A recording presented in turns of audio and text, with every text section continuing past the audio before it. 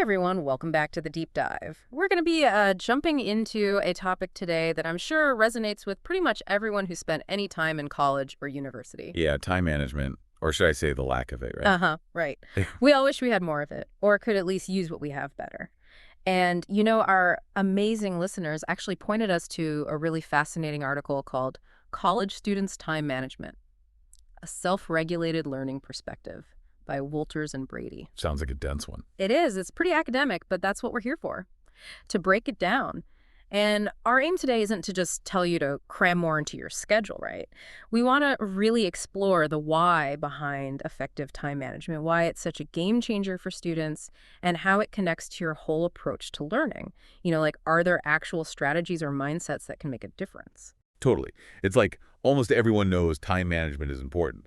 But what's super interesting is that for a long time, the research around it didn't really have a strong theoretical basis, if that makes sense. Like, why does it matter so much? This article helps answer that by looking at it through the lens of something called self-regulated learning, or SRL for short. Okay, before we get too deep into SRL, let's just take a step back and talk about why time management is so crucial, especially for university students.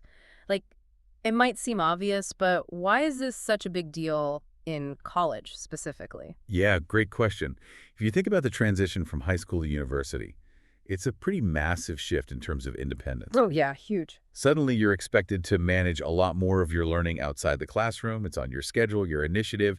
That kind of constant external structure you might be used to, it's not always there anymore. And the content gets way more complex. Totally. The material itself is often denser, requires more time to really grasp. Absolutely. Plus, it's not just about the academic side, right? It's not just about hitting the books. You've got social events, maybe a part-time job, clubs, trying to maintain some semblance of a life outside of studying. For sure, for sure. All those competing demands can lead to a lot of stress, especially for first-year students who are still adjusting to this whole new world. It's like a juggling act, right? Yeah. And universities definitely recognize this, which is why they invest so much in things like those first-year seminars, study skills workshops, and advising centers. Yeah, you're right. It's a big investment on their part. It is, and it really highlights how important they see this as being. So is there actual hard evidence showing that being good at time management actually makes a difference for students? Like, does it translate into real results? Oh, absolutely. The research is pretty clear on that. There are two main areas of evidence that really stand out. Firstly, tons of studies show a strong link between effective time management and study time. How much students actually dedicate to studying. And not just that, but also their engagement, like how actively involved they are in the learning process. Makes sense. If you're better organized, you probably study more and more effectively. Yeah, exactly. And ultimately, this leads to better academic performance, things like higher grades and a better GPA overall.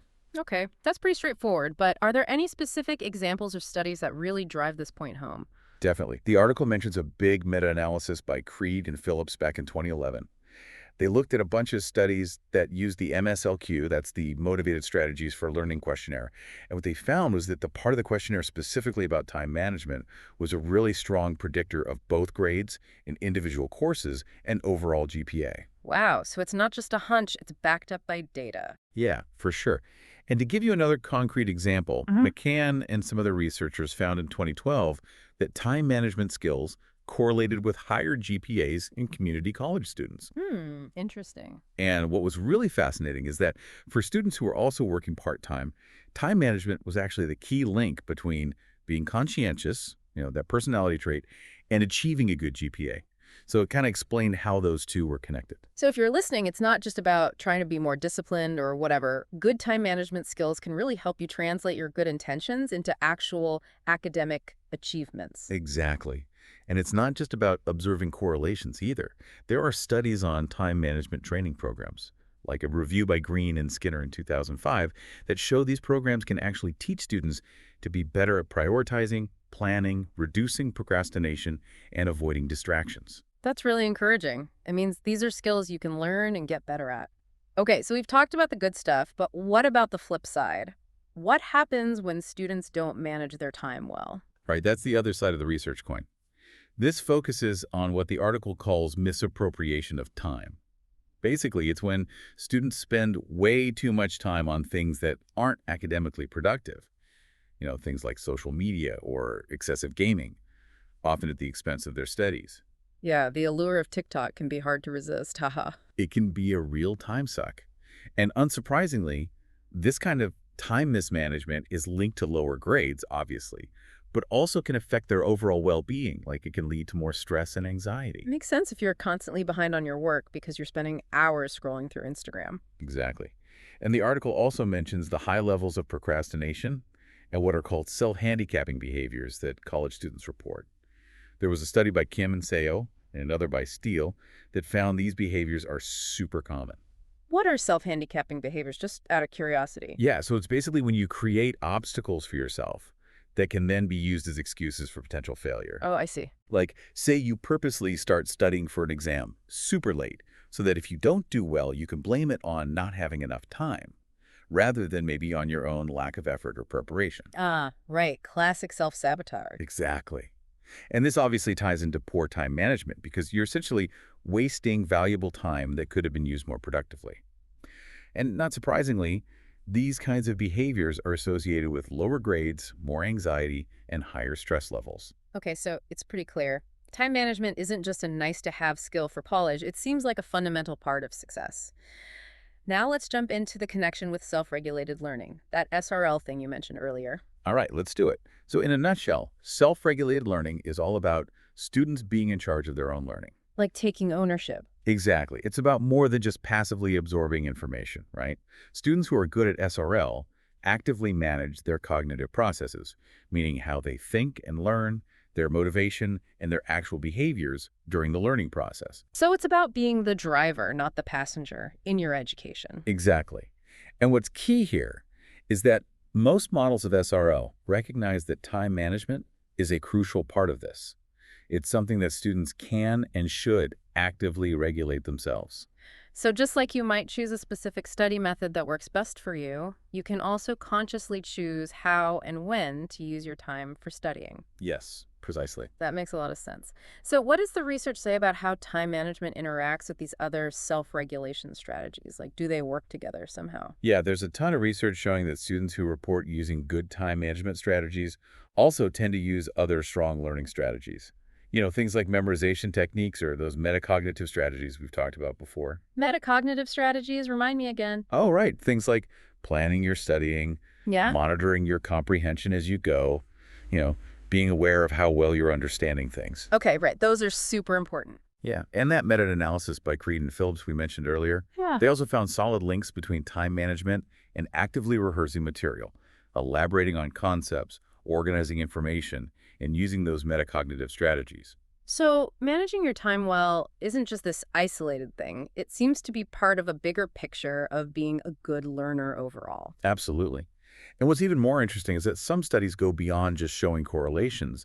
They suggest that time management can actually predict academic success, even when you account for all those other SRL strategies. Oh, wow. Interesting. Yeah, like there's this study by Kitsantas and colleagues from 2008, and they found that students' ability to manage their time and study habits was a stronger predictor of their future grades than how often they used metacognitive strategies. So basically, even if you're great at understanding how you learn best, just being good at structuring when you learn might have an even bigger impact on your grades. Pretty much, yeah. It really shows how important those behavioral aspects of self-regulated learning are. This is all fascinating stuff. Okay, so we've talked about the cognitive side of things, but what about motivation? Like, where does that fit into the picture? So motivation is huge, right? Because you could have the most perfectly planned schedule, but if you're not actually motivated to stick to it, it's not going to do much good. Yeah, it's like having a gym membership you never use. Uh-huh, exactly. And the research really backs this up. They consistently find positive links between students' motivational beliefs and how effectively they manage their time. Okay, break that down for me. What kinds of motivational beliefs are we talking about? So things like their attitude towards the subject, their overall drive to learn, how much they value the task at hand, whether they're intrinsically interested in it, their belief in their own ability to succeed, that's also known as self-efficacy, and whether their goals are more focused on mastery or just on getting a good grade. So basically, if you believe you can do it, and you actually care about what you're learning, you're more likely to plan your time well and actually stick to that plan. Yeah, that's the general idea. For instance, Wolters and colleagues did a study in 2017, and they found connections between student self-efficacy and how much they value the learning activities and different aspects of time management, Like what kind of aspects? like setting clear goals and priorities, the practical stuff like organizing their time. Even just having a preference for being organized was connected. Interesting. Yeah, so it's like your internal beliefs and values actually shape how you act externally, and that includes how you manage your time. I'm starting to see all these pieces fit together now. Exactly. And some studies have dug even deeper, like one by Benvenuti in 2009 found that students' self-efficacy and their ability to delay gratification were big predictors of their time management skills. And Strunk and colleagues in 2013 found that students who were focused on mastering the material, like really understanding it deeply, were more likely to engage with their work in a timely manner. That makes a lot of sense. If you really want to understand something, you're less likely to procrastinate, right? Right. There's also this concept of perceived control of time. Basically, it's how much control students feel they have over their own time. And research suggests that this feeling of control can actually be a mediator. It explains the link between how well they manage their time and their academic outcomes. So if you feel like you're in control of your schedule, you're not only more likely to manage it well, but you're also more likely to get better results in the end. It's a positive cycle. Yeah, it could be a really powerful cycle. But the article also points out some limitations in the research, things we still need to learn more about. Right, because as convincing as all this sounds, it's good to be aware of the gaps in our knowledge. What are some of the main limitations? Well, first off, there simply aren't that many studies that have looked at this connection in a really deep way. We have a decent amount of correlational evidence, showing that these things are linked, but we need more studies that use more rigorous designs to really figure out how they influence each other. Right, because correlation doesn't equal causation. Just because two things are related doesn't mean one causes the other. Exactly. And that's the second limitation, this reliance on correlational studies. We need more experimental studies to actually test cause and effect relationships. For example, does improving time management directly lead to better use of learning strategies, or is it the other way around? Or maybe there's another factor influencing both. So we don't have all the answers yet. Not yet. And the third big challenge is how we measure time management. Most research relies on self-report questionnaires, and those have some weaknesses. Like, are students always honest? Well, it's not just about honesty. The article points out that these surveys often don't capture all the nuances of time management, like they might not consider all the different aspects of it from a self-regulated learning perspective. I see. And some of the questions can be confusing, mixing up time management with things like procrastination or controlling your study environment. So we need better, more objective ways to measure it. Makes sense. Okay, so we've established that time management is super important and tied to SRL. Now let's get into the nitty-gritty of how it actually plays out in the different phases of SRL. Can you walk us through those? Yeah, absolutely. Most SRL models break it down into three main phases: forethought, performance, and post-performance. And it's good to remember these aren't like strict steps, one after the other. They often happen together, and students go back and forth between them as they're working on a task. It's more of a dynamic process. Totally. So let's start with the forethought phase. This is what happens before a student actually starts working on something. So like the prep work. Exactly. It's about setting yourself up for success. And there are two main things happening here that relate to time management: task analysis and planning. Okay, task analysis sounds like figuring out what the task is actually about. Yeah, it's about understanding what you're dealing with. This involves things like activating prior knowledge, figuring out how difficult you think the task is, what your attitude towards it is, even your emotional response to it. So like, if I'm faced with a giant research paper, my initial thoughts about how hard it will be, what I already know about the topic, how motivated I feel, all that will affect how much time I think it'll take and whether I'm even willing to put in the effort.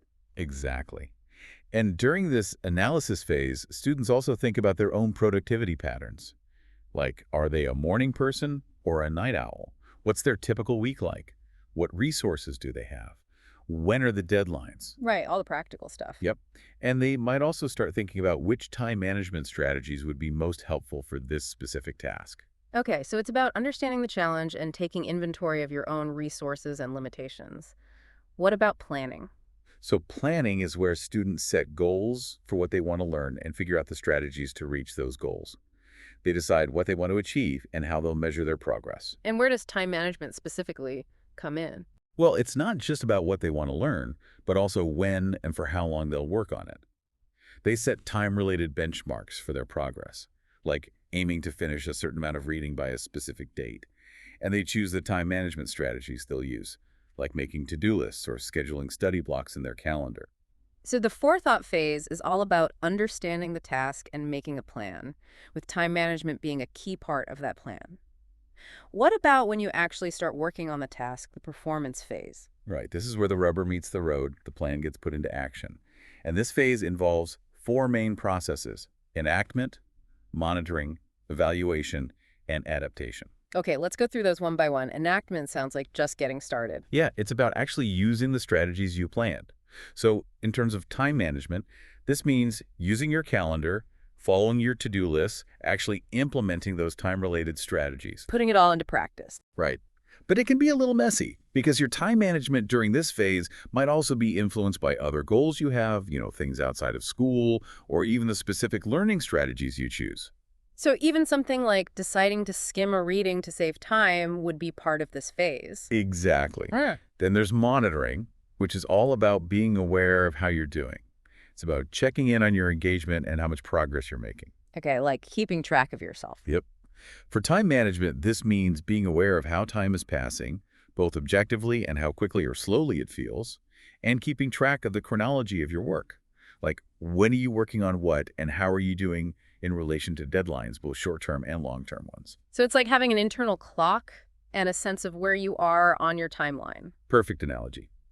And then we have evaluation. This is where you compare what you've been monitoring, your progress to the goals and standards you set in the beginning. So checking in on whether you're on track. Yes. And for time management, this means looking at how much time you've spent on something or when you're working on it compared to what you planned or what the deadlines are. And the article points out that students are often really bad at predicting how long things will take and how much time they actually spend on things. I think we've all been there. That feeling of just one more hour that turns into 3. Haha, yeah, all too familiar. And this evaluation then leads to adaptation, the last part of the performance phase. Adaptation. So making changes based on what you've learned so far. Exactly. If you realize you're behind schedule or running out of time, you might need to adjust how much time you're giving to certain tasks, try different time management strategies, or even change your learning strategies to be more efficient. So it's all about being flexible and adjusting as you go. Exactly. The performance phase is this dynamic dance of action, checking in, and adapting, all while keeping an eye on the clock. So much happening at once. Right. Okay, so now you've finished the task, you're in the post-performance phase. Time to relax. Not quite. Haha. This phase is about looking back at what happened, at your experience and the results. There are two main processes here: reflection and reaction. Reflection sounds like a post-game analysis. Yeah, sort of. It's about consciously thinking about what happened. For time management, this means thinking about how long it took you to do something, the order you did things in, and how that all relates to what you expected and any deadlines you had. This can then lead to figuring out why you succeeded or failed, attributing it to something. So like, if I stayed up all night to finish an essay, I might reflect that I need to start writing earlier next time. Exactly. And then comes reaction, which is all about your response to what happened. How do you feel about it? And what changes are you going to make to your understanding or beliefs about yourself as a learner? And how does time management play into this reaction? Well, how you feel about the outcome and what you expect for the future is often influenced by how much control you felt you had over your time. Like if you felt in control, even if it wasn't perfect, you might feel more positive and capable moving forward. Okay, yeah. You might also change your beliefs about your own time management skills based on this experience, or about how long things usually take you, or which strategies work best. So this whole post-performance phase then feeds back into the forethought phase for the next task. Exactly. It's a continuous cycle. All right, we're getting into the really deep stuff now. The article also talks about shared antecedents, those underlying factors that can affect both how well you self-regulate your learning and how you manage your time. Okay, so what are those factors? Well, personality plays a role. Things like conscientiousness, being organized, being responsible, those are all linked to both strong SRL skills and good time management.